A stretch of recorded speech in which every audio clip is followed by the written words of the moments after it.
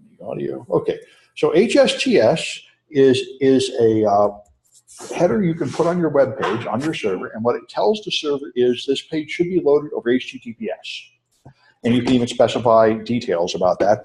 And this turned out, this is largely regarded as a good thing. People should use it. Less than 10% of websites are using it, but they're all encouraged to use it and slowly switching to it. But it has a dark side, which is you can use HSTS headers once received by your browser or stored locally, like cookies. Your browser now remembers, oh, Facebook should be secure. From now on, always load it securely. So you can make a whole bunch of fake headers and store them on the machine, and then you can tell whether someone has been to that site or not. They can use it as a tracking cookie by making many, many HSTS headers with a long URL like this, bit01, bit02, bit0313. Now you can try one bit at a time about whether this cookie has been stored or not. So I could customize each page to have a different HSTS header pattern for each user, and then detect, then automatically try to load things insecurely and see if they load, and I could fingerprint you. And they're trying to, so WebKit has added an update, which WebKit is the engine used by a lot of browsers to try to prevent this. And so like many security features, many security features turn out to have an undesirable downside, often related to privacy, but often other things where you improve one aspect of security, but you hurt another aspect. And it's always a little tougher than you think. Anyway, so we're up to server security. Let me get my slides up, which are here. And by the way, there are several CTFs up, 2 CTFs going on right now. I highly recommend Angstrom CTF, and I think Are You Secure starts tomorrow. I did a bunch of Angstrom this morning. It's a lot of fun. Definitely the right level for this class. Capture the flag contest. You go to my homepage, you'll find them. You can make an account and do these. This one runs for 5 days, and I think Are You Secure runs for a couple of weeks. And they're good. I mean, I must have solved 5 or 6 of them this morning. Some of them are easy, and some of them are hard. It's very educational. It's worth extra credit if you do that. These contests are where you really want to get because they move you up to the level of real professionals.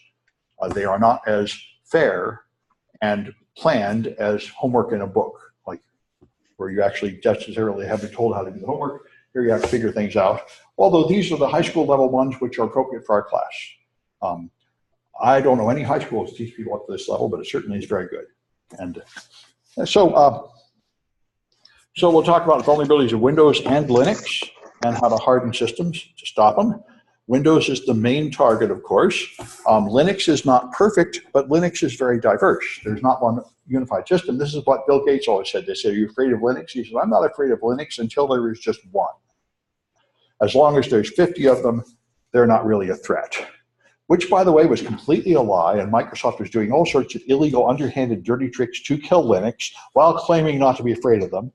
But anyway, now Microsoft does sell Linux and support it more and more, and they're building a limited version of the Ubuntu bash command line into PowerShell. So they're slowly inching their way towards just accepting Linux and integrating it in with Windows. All right, so Windows 2000 and earlier was the thing I was talking again before class. Microsoft had an official policy until 2002 that security is a waste of time. And Windows 2000 reflected that. The product was designed for ease of use. So when you installed Windows 2000 Server, it was automatically a web server, an FTP server, a telnet server, and everything else just all turned on. So people would put up something like to be a file share without being aware that it was remotely controlled over telnet by default password. And Microsoft thought that was okay, but by 2002, the abuse got so bad that they had to change the policy of their whole company and improve their security a lot. And they basically changed from having everything turned on by default to having everything turned off by default, and you have to turn it on if you want it, which means you actually have to take a course and get a certification to run the server, which is why they had resisted it. They tried to say, our products are easy to use. Just turn it on and it's all ready to go. But they were too easy to use, so the bad guys could use them too, and that became unsustainable. So every product has a ton of vulnerabilities. You'll find them here in the CVE list, which is common vulnerabilities and exposures. This is just the official list to perform a taxonomy of vulnerabilities so that if a lot of people find a bug and report it, you can decide whether they're all talking about the same bug or not. So they just assign these numbers with a number and then a year and then a number that counts through the bugs that year. to specify what you find. And every product has a lot of bugs. Older versions of Windows had tons of bugs. New versions still have tons of bugs, but they're less severe than they used to be. So there are a lot of things that changed gradually in Windows. The file system is one big issue, which is how do you organize the disk so it has a directory of some sort and some way to have folders and files and some way to put some kind of permissions on those files. That's the file system. And it's just, there are many file systems out there. In Windows originally started with the file allocation table system, which was designed for floppy disks and then carried on to hard disks. And it was designed at a time when nobody thought about security at all. So there were no permissions on the files, no encryption. File names have a limited format, 8 letters, then a dot, then 3 more letters, and a lot of really primitive things. And this was okay when computers were not on the internet, and it dates from a time before the internet. But once computers are connected to the internet, this turns out to be very unsafe. And so Microsoft moved up to the NTFS, the New Technology File System, which is what they're still using. And so this gave you much larger files, larger disk volumes, and access control lists. So you can now have administrators get full control, normal users get read-only, these other people get no access at all on files and folders, and that's very helpful. One important thing to realize about it, though, is that it only applies to people who try to access it from a running Windows system. If you turn off the computer and boot from Linux, you can just copy everything right off the disk with a Linux command that couldn't care less about Windows permissions. So these do only protect a system if the bad guy does not get physical access to the system. And that's why servers are locked up in server closets, and you don't let bad guys get near the server. They just have to connect over the network, and then you have a reasonable chance of forcing them to come in through your controls. All right, so Microsoft added other features to this for journaling. Journaling was a big issue. You may remember Windows 98. You would have a blue screen of death, and then when it started up again, it would make you wait for half an hour while it said finding lost clusters. Because if it was in the middle of doing something like copying a file to the disk and it crashed, it would have no idea where it left off. So it would wake up and say, what's all this junk on the disk? I don't know what it is. I better sweep it in and call it file 0000 and file 0001 and file 002 and fill up the hard drive. You can always tell machines that are crashing a lot because all this junk is piling up in the root of C. And so the cure for that is journaling, where the computer keeps track of what it's doing. I'm copying a file from here to there. I'm copying block 1. I'm copying block 2. I'm copying block 3. Blam! I'm dead. And it wakes up again. Oh, I was up to 3. I'll just pick up where I left off. That's journaling, and it's now included in NTFS. Alternate data streams are a feature added for Apple compatibility. You don't see very many of them in Windows because Apple was very interested in selling commercial music before Windows was, and they wanted to have a stream of music you could listen to, and they wanted to have the cover art, and they wanted to have the liner notes all tied to the same file. So alternate data streams take your file name and use it like a folder name and put many different streams of data on the same file name. And you can see it in Windows. I'm not going to do it live here, but if you can make a file here. I can make a file called foo with 6 bytes in it. And then I can take text and put it in a file called foo::bar. You can treat your file name like it was a drive. And now, if you look how big foo is, it still says it's 6 bytes, but it's lying. It's only the main data stream of foo that's 6 bytes. The other stream is obviously something like 20 or 30 bytes now. And you can see that if you do dir/r, then it will show you that there's foo and there's foo::bar data here. You can have multiple streams of data tied to the same file. And this is not very important, but there was a period of time when this was where you could hide malware because the scanning tools didn't know to look in there. Now they do. Anyway, remote procedure calls turned out to be a big issue for Windows. You need them in Linux too, but in Windows in particular, it turned out to be a big security problem. You have remote procedure calls are where you ask another machine to do something for you because it's offering some service over the internet. Now that would be okay, like a web server and such, but it turned out the way Microsoft designed it was led to a perennial series of security disasters because they wanted to make it easy for software developers to sell code.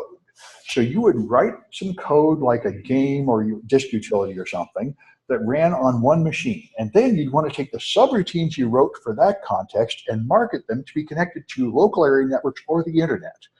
And they made it very easy to do that. So a lot of code that was developed to be in a closed, safe environment was then put on the internet without altering it. And that's what remote procedure calls do. They make it possible to access a bunch of these services. And that would be fine in principle, but in practice, a large number of developers did not understand the risk they're going to. And we're now going through the same thing because a lot of people are moving to the cloud. They have a bunch of servers in a server room, in a locked room with a firewall and an IDS and everything. And then they just image them all and put them on Amazon without understanding that they're all directly connected to the internet now. And so they're in a much less safe environment. And this leads to people putting secrets in their source code on GitHub and a bunch of secret data in open Amazon buckets because they didn't understand they were open to the whole world. And there was a survey 2 years ago. They surveyed like people that moved to the cloud, and 80% of the people who were server administrators that moved to the cloud thought security was the cloud provider's responsibility. And all the cloud providers made it very clear, it is not our responsibility. We accept no responsibility for the security of your stuff. That's your responsibility. But there was a big gap there. So basically, nobody was paying attention to who could get at that stuff for a while. Anyway, so many worms exploited remote procedure calls, including Conficker is one of the big ones that spread to many millions of machines. Never actually did a lot of harm, but it certainly could have. It was some kind of failure in the underground economy that the criminals who exploited the machines never made a sufficient deal with some other criminals who would have used it for any harm. So Microsoft Baseline Security Analyzer is a good place to start if you want to secure your machine. It's a Microsoft product that will just see if you're meeting all the Microsoft's best practices, which is a pretty good place to start. Yeah? I think they just dumped it. They got rid of it now? Yeah. Oh, really? That's new. They decided it was too complicated to keep everything up to date, so now they're just doing security guidelines like the proposed registry things. I got to check. That's new. Wow. That's kind of disturbing. All right. Thank you for telling me. So pass the hash is one of the big vulnerabilities in Windows. We use it in 124 and it's part of the OSCP certification and such. This is Microsoft has single sign-on, right? You sign on once to the domain controller, and then when you connect to file shares and stuff, it knows who you are. And therefore, it has to send some kind of signal over the wire to say, I already know who you are. Now, Microsoft claims this is a fundamental property of single sign-on that can't be fixed. But for years, it's been the case. If you connect to a Microsoft server and steal the passwords, which you do in the projects here with Kane, you just get this long hash. And it's not easy to reverse that hash to the password, although it's a lot easier than it should be on Windows. But in most Microsoft servers, you do not have to reverse the hash. You can just use the hash itself to authenticate over the network. That's why they call it pass the hash. It's kind of nuts. But it used the same hashing algorithm for network authentication that it did for local authentication. So every time, if a high-privileged person logged in on a workstation and you were then able to put malware on that workstation, you could steal their high-privilege hash and authenticate over the network as a high-privileged user without ever having the high-privileged password. So this has been a common penetration tester trick for like 20 years, 15 years. Microsoft finally addressed it in Windows 8.1 by having these siloed accounts. So it is now possible to define a kind of account that can only be used on the domain controller. And you cannot log in with that account on a workstation and surf the web. Microsoft has said since Windows 2000, the administrator should have two accounts, a high privilege account and a low privilege account, and they should always log into normal workstations with the low privilege account and only use the high privilege account for single commands on the server. But nobody ever bothers. And so copies of the high privilege hash are just floating around, easy to steal. And now Microsoft has a technical control to define high privilege accounts which can only be used in the high privilege environment. So you can't put a copy of that hash in a less trusted zone. And that should help limit the harm of the pass the hash attack. The system still has the vulnerability, but it should be harder to find the high privilege tokens and steal them. That's the idea. All right, so Windows Defender has this thing called Exploit Guard added in the Windows 10 update. This does some kind of machine learning, supposedly, to stop 0 days. I wonder how well that works. We've all been, for years we've been hearing we're going to have artificial intelligent firewalls saving us from things we don't even know about. And maybe that'll happen. I don't know. It's beginning to happen now. I don't think it's too effective yet, but it's coming.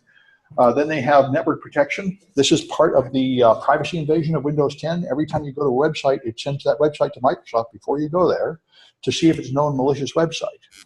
And when people found that Windows 10 was sending everything to the internet, they freaked out and said Microsoft is spying on them, and this was Microsoft's defense. Well, we just put that service in the cloud, because if we put it locally, then it wouldn't run very well on cell phones and little devices and everything. So every time you go to a website, it checks to see if it's malicious in the cloud. And we're not like recording that or tracing ads on it or anything, but some people aren't happy with that.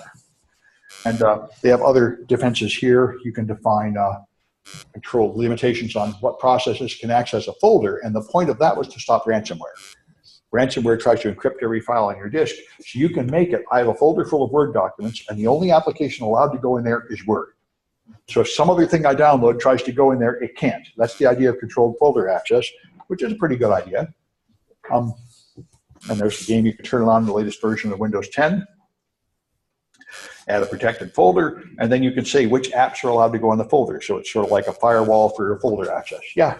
So I turned that on, it gives you lots of error messages in multiple programs because they evidently Microsoft didn't communicate with all the other software programs that put preferences and stuff in your user profile. Oh, yeah, you certainly wouldn't want to do this to your whole user profile, but that, of course, is the general case with all security features. When you put in a security feature, all your old software doesn't obey it. I mean, there was a generation of software that came from Windows 95 and 98 where it would just put stuff in the root of C or in C programs instead of in your profile because Microsoft didn't have profiles. Then they tried to have increasing enforcement, put everything in the profile, and this whole generation of old stuff didn't get along, didn't install correctly, didn't uninstall correctly. And on you go. I know that's the tough thing about Microsoft. They really support a lot of backward compatibility, but that is extremely difficult and insecure to do. It means all these old practices that you abandoned for a reason are still permitted. So that's the game. You can have your controlled folders. NetBIOS lets you communicate with machines on your local area network and share files and printers. It's NetBUI is what we're actually using, and it's actually NetBIOS over TCP/IP. NetBIOS originally was intended for local area networks, and it was a protocol in itself. After that, it was ported to TCP/IP like everything else, so it works with IP addresses. It's still included. Now, modern machines can share files without NetBIOS. It's only there for backward compatibility with very old machines. So it probably would make sense for people to start turning it off, but it's still on by default, and a lot of attacks use it. Server message block was an old, I think, originally from IBM technology to share files and printers on a local network, and it turned out to be inefficient, slow, and quite vulnerable. So Microsoft decided to update it, and with Vista, they updated it. The Loftcrack had one of the first ones. In the early days, it sent the same kind of password hashes over here, these LM hashes that were easy to crack, so you could actually steal the passwords from the wire, and that's what Loftcrack did. Connect to a share, it sends this hash password over the network, but the hash is so weak you can crack it and just steal the password right off the wire. SMB2 was Microsoft's update. The first version of it was buggy and not very fast, but by Windows 7 it actually got a lot faster, and suddenly Microsoft file shares ran about 10 times faster, which was good.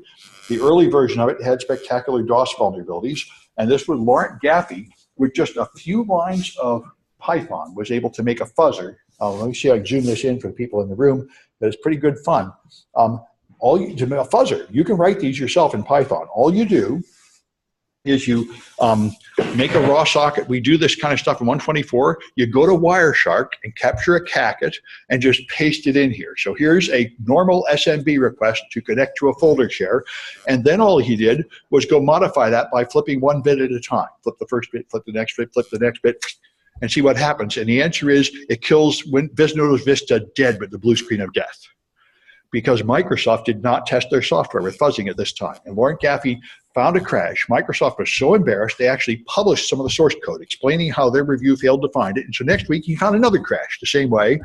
And Microsoft said, you know, we've changed our mind. We're going to start doing fuzz testing from now on. The reason they had resisted it is because fuzz testing is a random process. You start with good network traffic, you flip some bits, you flip some more bits. It's never done. You send random junk. So they say, why would you do something that's so imprecise and illogical and random? But it turns out to be a good idea anyway. To just have like 24 hours of fuzz testing before you sell a product, because it explores your code. And anyway, so that's the joy of fuzzing. And All right, so Common Internet File System was a protocol Microsoft wrote to replace SMB, and they thought it was going to be so secure you could use it to share files over the internet, but nobody ever did that, and you really don't want to share SMB over the internet. SMB never got safe enough to share over the internet. There was another spectacular SMB vulnerability at the last DEF CON. I was leaving DEF CON in the airport when I saw it, and I wrote it in Python and got it working before I got on a plane. It was very easy. It'll kill your machine over SMB.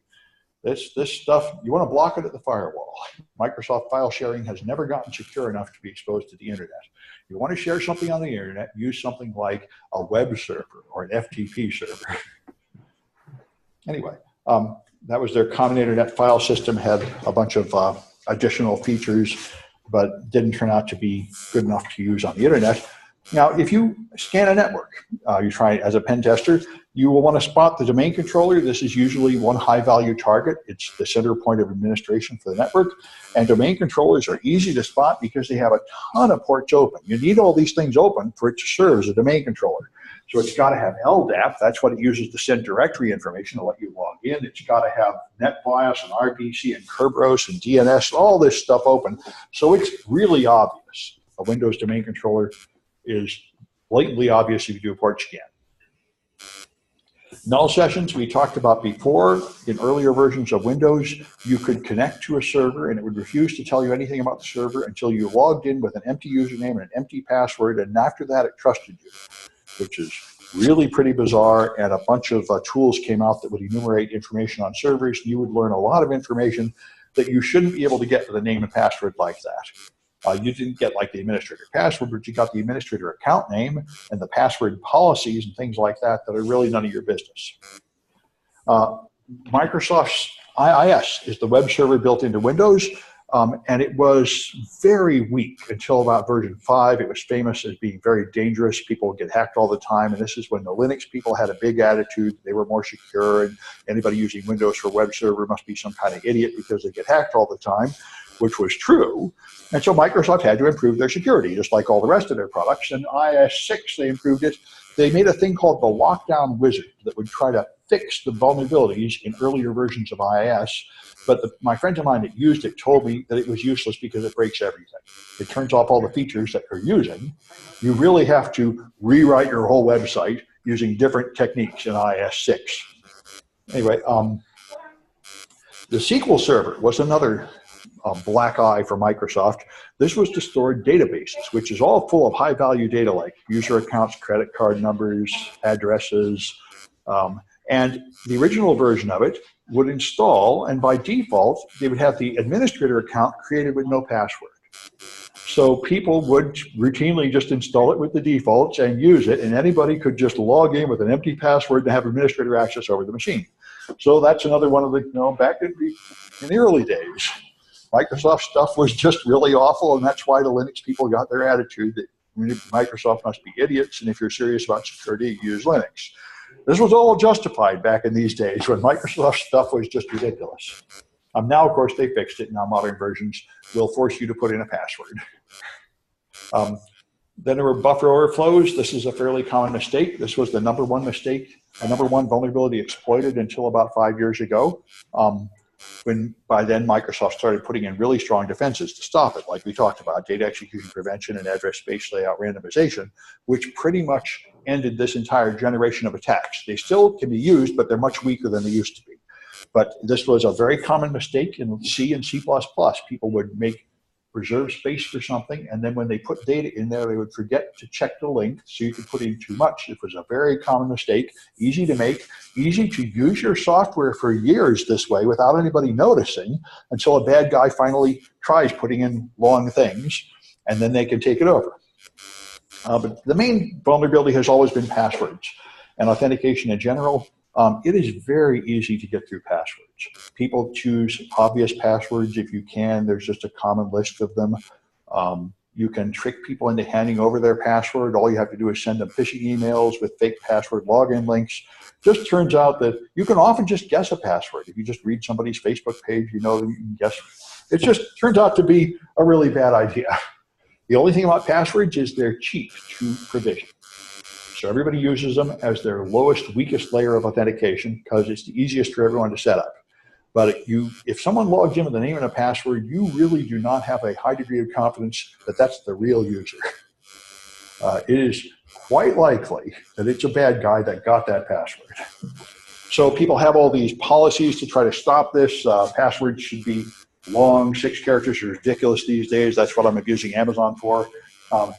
Some people say they should be complex, use uppercase and lowercase. Those turned out not to do much good. Making you change it regularly was an official government recommendation that was reversed this year. They realized all this does is irritate people. It doesn't really make them any safer. People had all these ways to try to make your password safe, and now they're pretty much moving away from passwords to two-factor authentication. You should have your password plus something generated by your cell phone or something, so that the password alone doesn't get you in. That's the only way to have any real degree of confidence that you're getting the right user in there. Anyway, you can do some things. You can configure things like password length and complexity requirements on the domain controller, so it won't take a password less than 8 or 10 characters. You should have an account lockout threshold. This is another thing I was picking on Amazon for. If you start sending multiple attempts to log in, it should notice that. And after some number of failed logins, like 5 failed logins in 5 minutes, it should lock your account for half an hour or maybe until you go visit the tech support office or something like that. You shouldn't just be able to try 1,000 guesses online.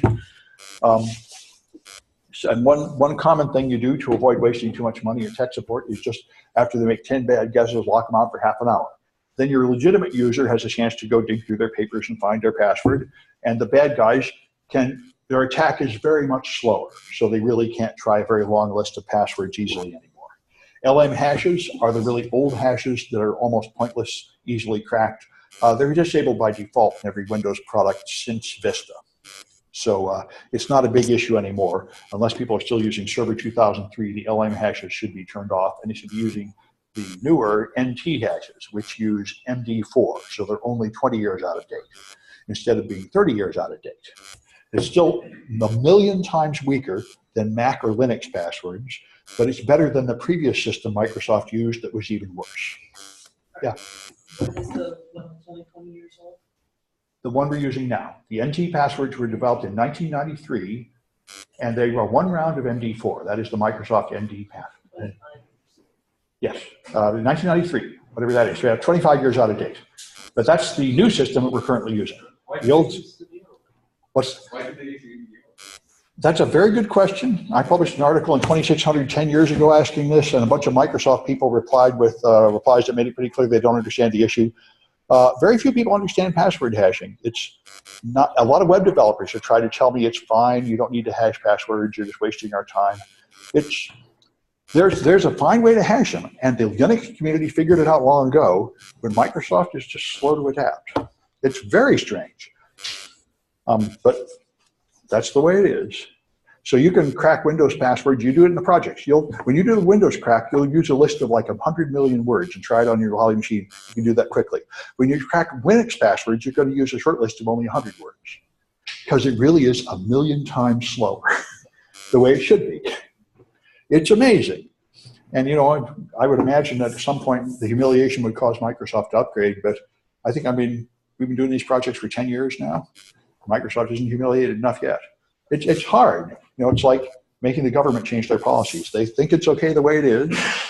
And, to be fair, other attacks are more important, like phishing websites and stuff. But anyway, it's trying to get companies to change their policies is really like political activism. You try to say somebody's doing something wrong and make it more and more blatant until maybe they would care enough to change it. But Microsoft in particular is no longer stupid about security. They're making intelligent decisions, and so if they haven't fixed it, it probably means it's not really costing them money right now to do it this way. Probably they have other controls, so it's not, because if it was, I think they would fix it. There's a time when they didn't care, but nowadays they care. And I get intelligent responses from Microsoft when I talk to them about security vulnerabilities these days. They're no longer at all hostile to security reports like they used to be. So there may be a reason. Hey, we're up to 8A. All right. All right.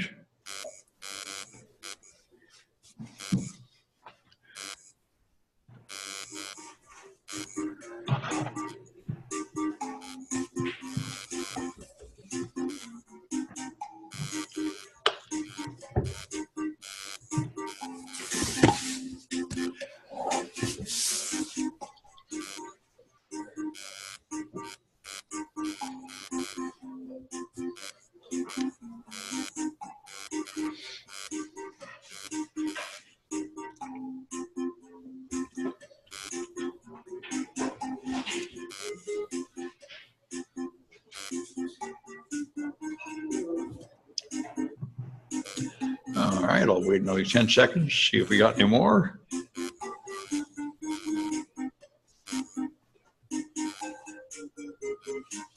That's apparently it. Oh, okay, one more made it in. All right. So what's the file system on floppy disks?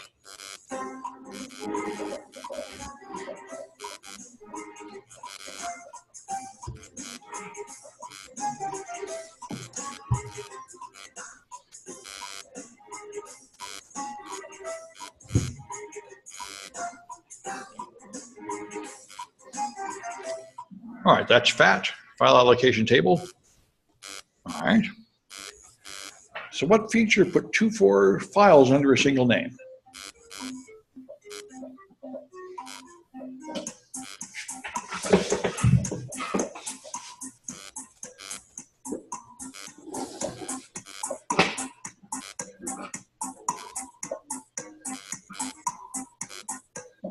Okay, that's alternate data streams. All right, so what protects you from ransomware?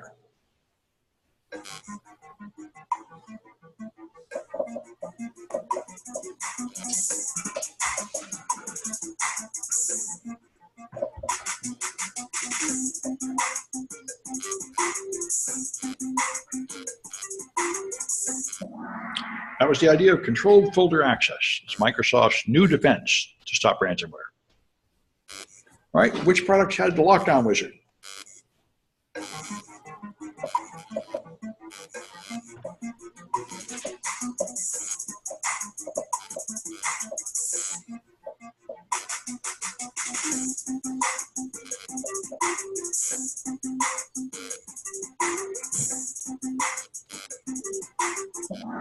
Okay, that's IIS, Microsoft's web server. And what port is Kerberos on?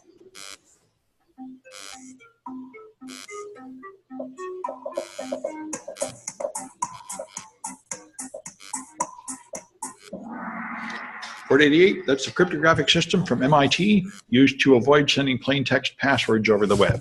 So let me make a note. We got M. John E. I know who these people are. That's good. And Louise. Okay, so I think we can keep going. We haven't been here an hour yet. A chat is coming in. Several chats. Uh-oh. Audio is on. Yeah, is audio off? Nope, audio is on. Thanks. Okay, looks like it's working. Good. And for you people, I should actually mute you all so you don't irritate each other with random noise. Anyway, okay, so let me get rid of this. All right, let's go back to here. So to find your vulnerabilities in Windows, there's a lot of tools out there. You can run vulnerability scanners of various kinds. This was the recommended first step, the Microsoft Baseline Security Analyzer. Stacy tells me it's gone now. I will have to look that up and find out what Microsoft recommends now. It would look like that. It would check Microsoft machines. It could check many machines on a network, and it would check for all the things Microsoft wants, whether you put on your updates, whether you have weak passwords, missing passwords, too many administrator accounts, fat formatted volumes, and so on. And they had several versions of it for different versions of Windows. So it was a pretty big product, and I hope Microsoft has replaced it with something. Anyway, to patch, to harden your system, the most important thing you can do is patch. This has unfortunately led to Microsoft's current policy since Windows 10 of forcing you to take patches that you can't say no to, which in general would be a good idea, except the patch quality is very bad. And 3 out of the last 12 monthly patches have led to disasters and had to be recalled. And it seems these two things should not go together. They shouldn't ram it down your throat and not test it enough. But anyway, that's where we're at. And so there are like registry hacks and tricks you can perform to avoid the patches, which some people do, if you don't want Windows to do forced upgrades. And there's another forced upgrade coming to the creators update or something. The way you prevent those is by telling it that your internet connection is metered. There's a registry key that says, oh, I pay for bandwidth, so don't download 5 gigabytes of the next version of Windows and ram it down my throat. That's how you prevent it. That's a simple workaround. Anyway, So since you do have to update, if you are a home user, you just use automatic updates. Now you use them whether you like it or not, which means you take everything as soon as Microsoft deems it ready. But if you are a company, that is not acceptable, because even if Microsoft has made a good patch that is not going to break your systems, it might very well break your computer systems at your company, because you might be using custom software you wrote that relies on some feature that Microsoft has now changed. So companies have learned the hard way. You can't just blindly put on a patch and expect it to work. You have to test it first. You have to have some virtual machines and your all-important software running on it and test and make sure the patch is okay. Here's another thing. You don't want to patch just some of the machines. You got to patch them all or none of them. If you don't patch them all, not only do you not get the security benefit, but you also usually break the network, because machines at different patch levels often don't communicate well. So instead of just letting everybody click yes or no to some kind of automatic update pop up, you want to control it completely from a central server. And you have one of these system management server or software updates service or one of these other products, SCCM, where your IT department has the patches locally. They test them. When they decide it's time to put out a patch, they push it out so everybody gets it. And Active Directory is designed for this. You can have a software policy so the next time you log in to the domain controller, it will delay the login process, and you will not see your desktop until required software has been installed for exactly this reason. So you can make sure everybody has the new version of whatever. So that's how you do it. And there's third-party products you can buy, which a lot of people do, because they either want more, typically they want features that the Microsoft software won't give you. And the most important feature, of course, is to control updates for non-Microsoft products. A lot of people are using Chrome and other non-Microsoft products, and they have to make sure they're updated too. This is an enormous problem for businesses. This led to something H.D. Moore laughingly called H.D. Moore's Law, because he wrote Metasploit. He said, here's my law. If you scan any corporate network, the default attacks in Metasploit will get in, because somewhere there is some clown that brought in a game from home or put on AOL Instant Messenger, didn't update it or something. It is really hard to keep everything updated. The only way to practically do it is to force everybody to use only certain software on the approved list. You have to use usually use the Microsoft version of everything. You cannot use AOL Instant Messenger, you must use MSN Messenger and so on. And you somehow prevent them from installing anything except the official approved stuff, which you then update. If you just let people install whatever they want, there's no way you can ever make sure it's all properly updated. And if they're using third-party products, you have no reason to believe that they actually even create updates to meet your security standards in time. So antivirus, most people still regard it as essential, although it has been proven to be far less effective than it used to be. So you have some kind of small networks, you just put on desktop antivirus with automatic updates. In a large network, you need corporate level monitoring so you can scan and make sure it's updated everywhere and make sure that they're all running it. This happened to the college when we had this virus scandal here that was almost all fake. There was one grain of truth in it. There was one lab where they had really old machines without much RAM, and the local administrator had taken off the antivirus to make them run faster. And then they downloaded a bunch of stuff, and so they actually had some infected machines in that lab. And if we had a proper enterprise-level solution, we would not allow that. It would know, wait, these machines are connected without antivirus on them, and it would kick them off the network or inform us. And you can do that, but you have to install software to monitor it. Another big issue is PUPs. These things are technically not viruses. They're like the Komodo toolbar, or for that matter, the Google toolbar. And what these things do is scan, watch what you do on the internet, and some of them are bad enough to break HTTPS connections and steal passwords off the wire and stuff like that.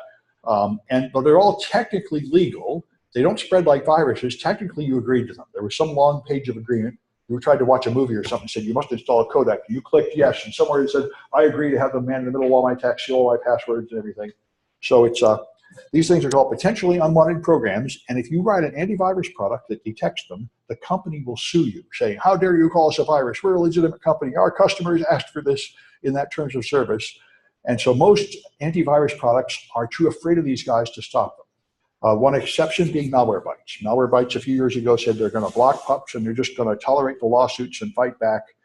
And supposedly, if you put MBAM on, it'll block the PUPs. But if you put on a normal antivirus solution, it typically won't. Although I haven't looked into this in a few years, perhaps something has changed. Anyway, So you have to have logging. The default logging of a Windows machine is just to keep the network running and detect if the server is crashing. Security logs have to be, you have to add third-party products like Snort to do a more thorough logging, and you have to have a SIEM solution, which is something that gathers the logs into one place and then gives you nice graphic displays so you can quickly spot bad things. Something like Splunk. Splunk is by far the industry leader. Everybody's using it. We have a class here in network security monitoring, and the book was written for a free product called Security Onion, but in practice, Security Onion was the pioneering product to prove it could be done, and Splunk is the product that made it work. And everybody uses Splunk. It's expensive, and companies cheerfully pay high prices to have it because you could really use it and see what's going on in your network much better. And there's many other products too, but Splunk is by far the industry leader. So you should disable anything you're not using. I said the huge problem with Windows 2000 is it was running things like Telnet even when you weren't using it, so it was just an open port that people didn't know about. This is called reducing the attack surface. Turn off anything you don't need. All it can do is harm, and filter and block ports at the firewall to services that you don't want visible outside your company, especially 137, 130 to 139, and 445. That's SMB and RPC. And those things are always too dangerous to let outside your perimeter. So there shouldn't be too many administrator accounts. You should be watching the traffic leaving your network as well as coming in. That's data loss prevention. You notice if attacks are coming in, and you notice if your private data is leaving, going somewhere. This is what Google did. Google was the king of this in 2010. China hacked Google, started stealing everything, and very few people had DLP at that time, but Google did, and they detected, wait, why is all our stuff going to China? In vast quantities of it. So they went and hacked into that Chinese server and stole it all back, and then they found 30 other companies' stuff on that server, like Microsoft and Adobe. Everybody said, hey, dude, the Chinese have been hacking you too. You didn't even notice because you don't have DLP, and we do. By the way, that made Google just as guilty of a big crime as China, and I spoke to a Secret Service agent who came here to give a talk about that, and she said, yeah, we told Google not to do that, but they did it. And we didn't press charges or anything, but you know, it's the Wild West. That's the problem. Across international boundaries, it's just back to the Wild West, like where you carry a gun and people are shooting each other in the street, and that's all the law there is. One of them falls on the ground, and that's the guy that lost. You know, it's not any like comparison to a rule book or anything going on across international boundaries on the internet. So anyway, that's the way it is. All right, just try to make your passwords long enough. You should run intrusion detection systems like Snort and Splunk to monitor your network. And you can have a file integrity checker like Tripwire, where you're setting it up in the web application security class this semester, although I might take it out in future semesters. But that's a product that detects if your system files have been changed. That would tell you if you've been infected by malware that has altered your system. More and more practices here. Get rid of the guest account and the local administrator account. You make your own, and so on. You certainly have to keep adapting your policies to match the changing environment. If your policies don't change, then you'll rapidly be out of date. And we've talked about that several times, even today, about how the luminaries that helped start the internet 20 years ago had a lot of ideas that are really not appropriate anymore. And you have to keep revising your security posture to meet the current needs. And we're down to this thing. Let me just see, maybe I should take a break before we do this thing. Yeah, let me do this, and then we'll take a break after this. So Microsoft now publishes these security intelligence reports every 6 months. This is part of the new Microsoft being much more secure. This is when Windows XP, you may remember, had this box pop up saying, your application has crashed. Please tell Microsoft about this problem. Those things go back to Microsoft. And then they had a thing called the malicious software removal tool that comes down from Microsoft and removes certain malware from your machine. All that goes back to Microsoft, and they make this report every 6 months, reporting the state of security of Windows machines, which they learn from those tools. And so here's the stuff I thought was fun in the latest one. Here's the top threats. It's primarily social engineering. Now this is, by the way, a testament to how good Microsoft software is. 10 years ago, people were mostly getting owned with buffer overflows. They were coming right in through Microsoft Office and right in through Windows, and Microsoft shaped up. So now you can't really compromise Windows or Office very easily anymore. So the way you get in is by tricking the user with phishing. Now that's not a technical problem. That's a human user problem. And because it's now the easiest way to get in, then trick people into installing an evil downloader, like you need this viewer to view this page. And then other ones here. You see Office exploits and Trojans are now down below 10% up here. They used to be 90. So it's difficult to punch through Microsoft. It's easier to just trick the user than to get through the software these days. HSTS, we talked about before. This is a header you put on your web page to force the page to load over HTTPS. It's a very good idea. Unfortunately, very few services have it turned on. You see less than 10% of the cloud services are currently using HSTS header, which is a shame. They are not adapting as rapidly as they should to really meet the security posture. By the same token, Microsoft went and checked cloud providers, how many of them are actually encrypting your data in storage and in transit. And as you can see, less than 20% of them are really doing that, or less than 25% are doing it, which is pretty bad. I should mention, by the way, Kyle Rankin is coming to give a talk here in May. He's a Linux expert, and he gave a talk a couple of years ago. I thought it was very interesting because suppose you get an Amazon web server. You run some stuff, it has a bunch of your data on it, then you're done with it. What do? In fact, when Amazon Web Services was new, someone got a new server and ran a Linux tool and looked and found the last guy's data on hard drive. They were not scrubbing the disk before they gave it to the next guy. So now they reformed and started doing that, but the question should come up in your mind, how do I know they did that? How do you know they really cleaned that data off? When I'm done using a cloud machine, how do I know it's safe to quit using it? And he figured out how to do this, which is pretty cool. You take some Linux utilities and put them in RAM, you move your active disk to RAM, you run from RAM, then you erase the hard drive, then you verify that it's erased, then you disconnect. He can do all that with Linux. It was very clever, and that's what you should be doing, is scrubbing your cloud server before you release it back to the cloud. Otherwise, you really don't know. And when you sign some compliance document saying, oh, yes, we made sure and protect that data, you're lying because you really don't know what happened to that data you put in the cloud. And that's why a lot of people are moving to private clouds. I know if you get a Microsoft cloud machine at Azure, they will tell you, we do not even know how many copies of that data there are, and we do not even know what country they're in. And if that bothers you, you shouldn't get this kind of cloud machine. And a lot of people don't read the fine print and put their stuff up there, and they're actually doing horrible things that are not in compliance with their security policy or their regulatory requirements. That's why, the idea when you hand your data off to some third party in the cloud, you really ought to think that through carefully. Anyway, it must be time to take a break. Yeah, let's pick up at 10 after 10. I'm going to pause the Zoom session, give you about 10 minutes to stretch your legs. 10 after 11, yeah, not 10 after 10. Good, thank you. Yeah, these are all on my homepage. Yeah, these are all events. So 2 CTS going on right now, a Microsoft Tech Summit Monday and Tuesday, and 2 guests coming. On Tuesday is the network administrator from here, and we'll talk about the security of the college. And on Wednesday, Matt Linton from Google comes to give a talk, and he is hiring at Google. And these are in your class. Yeah, these are at 6 o'clock in my classes. Yeah, these are guest speakers. So come to that Matt Linton one if you want to hear about the jobs at Google. So I'll pause this for now. That's not a central topic. So this is the link that a student was telling me about. If you go to download the Microsoft Baseline Security Analyzer, it seems not to have been updated in a couple of years. And it doesn't seem to address all the issues in security in Windows 10. And here's people asking and not getting an answer about what's going on with it. And they say it does not really detect all the it does not detect all the missing updates in Windows 10. So there is some concern about whether this tool is still good for Windows 10, and I have not seen any authoritative statement from Microsoft clearing it up. So Microsoft basically does not how to communicate with users. Apparently not, as far as I can tell. And when you go to download it, usually when you go to a download page for a Microsoft product, it has a link at the bottom saying there's a newer version of this, and there is apparently no Windows 10 version of this tool.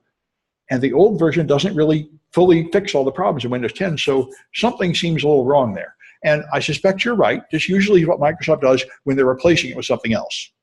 And the other thing isn't ready yet, but it would be nice if they would tell us. Because Windows 10 has been around for a while. It would be nicer if they would tell us what is the recommended way to secure Windows 10. Anyway, so let's talk about Linux. We picked on Microsoft enough for one day. Linux, yeah, it is. Yeah, it's not as much fun as it used to be. Microsoft is actually pretty good in security now. It used to just be like kicking a dog to pick on Microsoft, you know. But now Microsoft has reasons for most of their security decisions, although they have some products that still date from the bad old days when they didn't care, like their DNS server. That thing is a sin and a shame, but almost nobody uses it. Anyway, so Linux has all the same issues, of course, the same vulnerabilities and the same defenses. Linux is sort of where everything is tested, and only some of these features end up going to Windows. That's not Microsoft's official position, but that's the way it is. Researchers use Linux because it's easy to add something new to it and make your own version. If you want to secure Linux, you have to understand how it works, how package management works, and how the file system works, and so on. There's many products that have been known to have security issues on Linux. Samba is one of them because Samba is for compatibility with Windows. Samba speaks SMB from Linux, so you can connect to Windows file shares, and so Windows machines can connect to Linux file shares.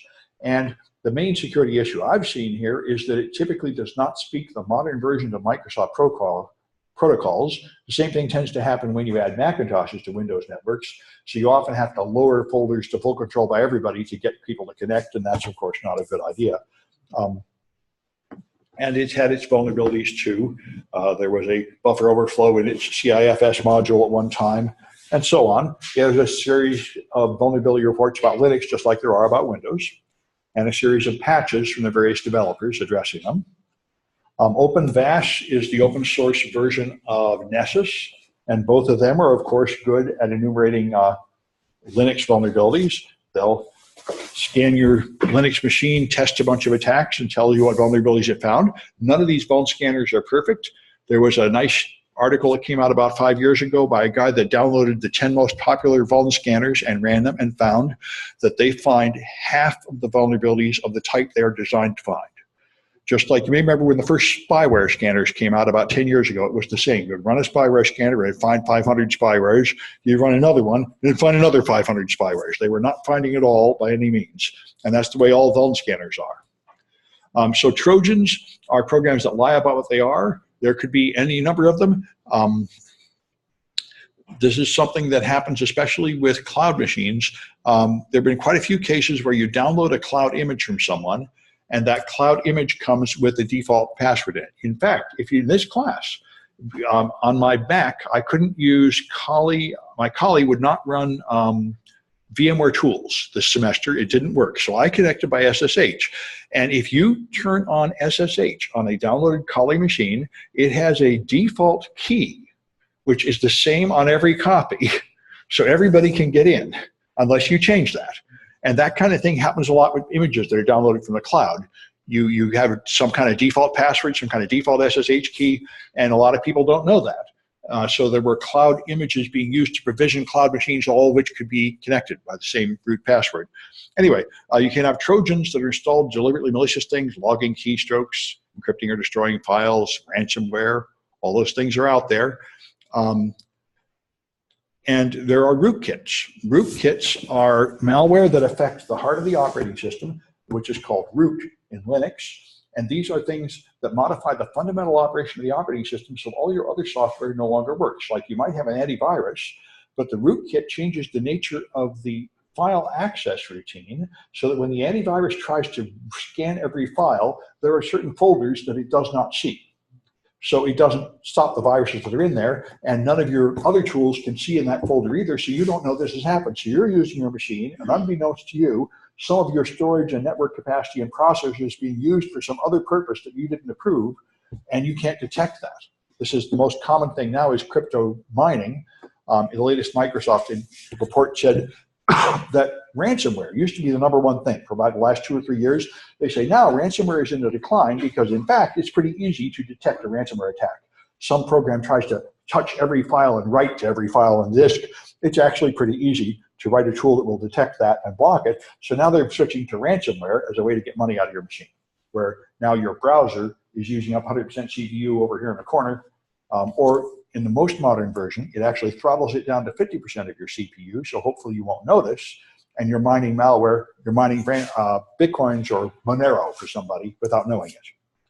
Anyway, so the main countermeasure here is to educate your users and have your administrator secure your machine.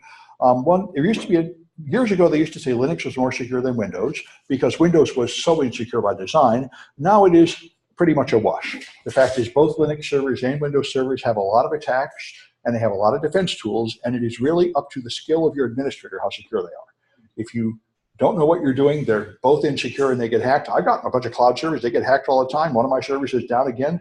They get hacked not only by students attacking them, which is what I designed them for, but other people get on there and install malware and use them for evil purposes. You can totally get a Linux machine hacked. All right, so you can educate your users. The main thing is to watch for social engineering. If people call you and ask for data, you should always make sure they prove that they're really authorized to have that data before you give it to them. And thanks to the DEF CON social engineering contest, I think many companies are now aware of this, and their public-facing people know to be suspicious of anybody that calls up, because some of them are just phishing you. You have to, whatever you do, you have to keep your stuff updated. This is why many people are trying to push out automatic updates, Microsoft more aggressively than others.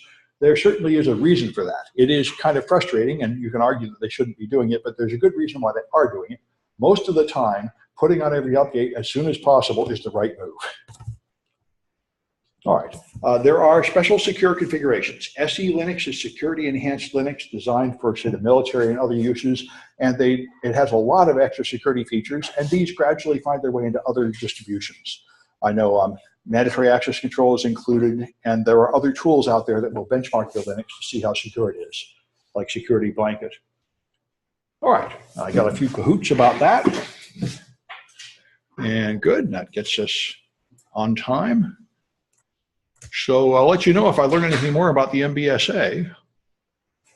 It exists, but it doesn't seem to be as up to date as it should be.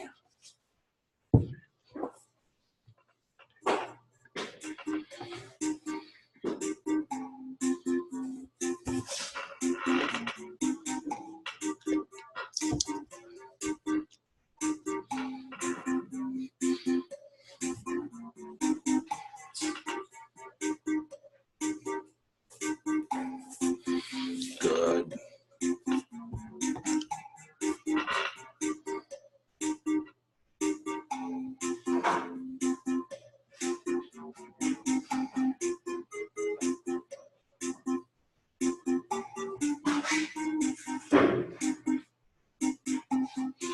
All right, I'll wait another 10 seconds and see if anybody more is coming. Ah, okay, here comes somebody.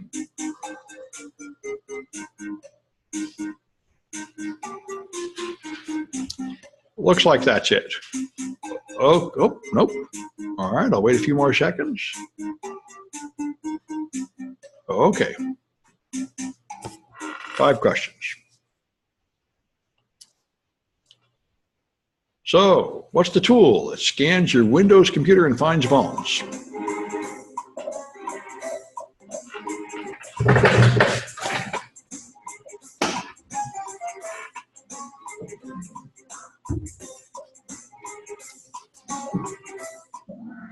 MBSA, like I say.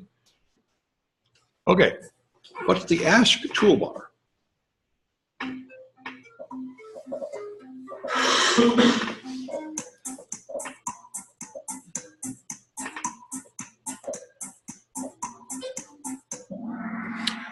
Boy, I don't know if anybody ever actually used these stinking toolbars, but everybody and their brother puts a toolbar on and they then pop up ads or scan your network connection or something. All right, what defense prevents exfiltration of data?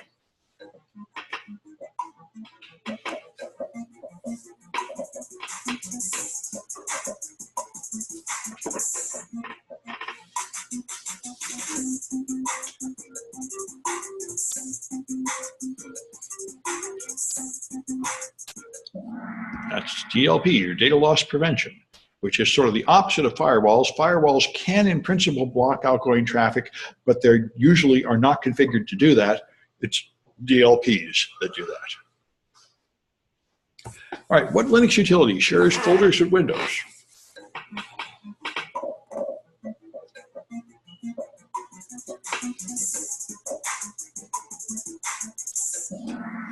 All right, that's Samba. All right, and what system puts mandatory access control on Linux?